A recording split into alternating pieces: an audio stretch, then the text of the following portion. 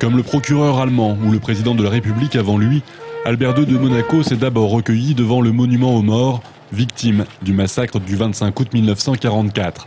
Mais sa venue est d'abord un hommage au couple Hale, ses parrains bienfaiteurs américains venus en aide aux survivants. Dès 1946, le couple fait livrer vêtements, mobilier et nourriture jusqu'à leur décès, il y a 50 ans aujourd'hui. Grâce à eux, Maillé, village assassiné, n'est pas un village mort.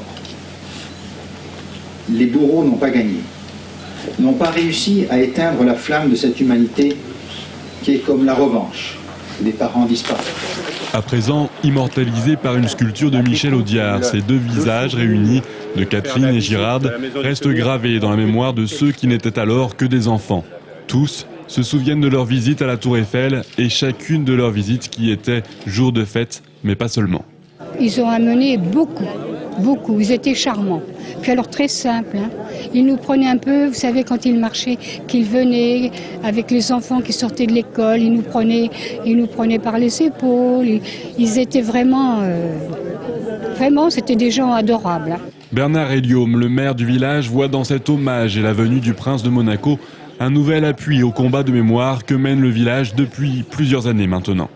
Maintenant, on est bien reconnu et ça assoit bien notre action qui va continuer. C'est qu'une étape, mais il y a des suites à cet engagement. La prochaine étape devrait se dérouler au mois de janvier avec la nouvelle venue du procureur allemand Ulrich Maaß qui poursuit son enquête pour déterminer l'identité des coupables du massacre.